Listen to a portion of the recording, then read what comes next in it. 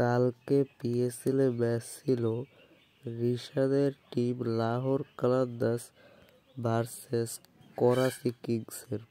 এই ম্যাচটা আমার কাছে অন্তত খুব ভালো লেগেছে, খুবই এনজয় করেছি। কারণ এখানে লাহোর কালান্দার্স ফার্স্টে ব্যাটিং করে এবং তারা শুরু থেকে বিধ্বংসী ব্যাটিং করে। সেখানে তাদের ইফতিখার আহমেদ 47 বলে 76 রান, এছাড়া ড্যানি মিচেল 41 বলে 75 রান, স্যাম ব্লিংস 10 বলে 19 রান, সিকান্দার রাজা 5 বলে 10 রান। এছাড়া লাস্ট বলে ইনিংসের একদম লাস্ট বলে রান আউট হয়ে গেছিলেন।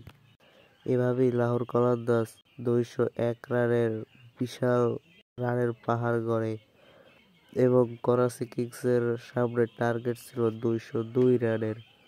তবে আজকে ওয়ার্নারের করাচি কিংস কোনোভাবেই লাহোর কালান্দার্সের সামনে দাঁড়াতেই পারেনি, কারণ তারা প্রথম থেকেই বিপর্যয়ে ছিলেন।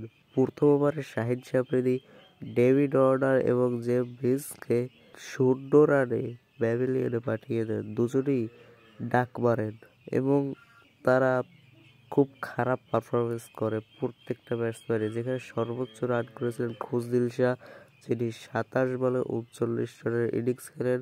এছাড়া শিফরেট, তিনি 22 বলে 18 রানের ইনিংস খেলেন। মাসুদ, যিনি 14 বলে 18 রানের ইনিংস খেলেন।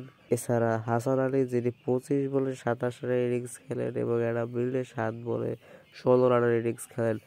এভাবেই তারা 19 ওভার 1 বলে 136 রানে অল আউট হয়ে যায় এবং লাহোর কালান্দার্স উইন হয় 65 রানে। এবং এর থেকেও বড় কথা, রিশাদ হোসাইন, আমাদের বাংলার রিশাদ হোসাইন, সে 26 রান দিয়ে 3 উইকেট নিয়েছে 4 ওভারে। ভাবা যায় সে আগের ম্যাচেও 3 উইকেট নিয়েছে, এই ম্যাচেও 3 উইকেট নিয়েছে।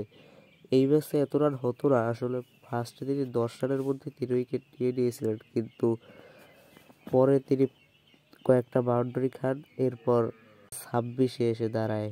তবে রিশাদের এই পারফরমেন্স আমাদের বাঙালিদের মুগ্ধ করেছে, পুরো ক্রিকেট বিশ্বকে মুগ্ধ করেছে। রিশাদ আমাদের গর্ব। রিশাদকে নিয়ে আপনার মন্তব্য কি প্লিজ কমেন্ট বক্সে জানিয়ে যান এবং ভিডিওটি ভালো লাগলে একটু লাইক দিবেন এবং চ্যানেলটি অবশ্যই সাবস্ক্রাইব করবেন।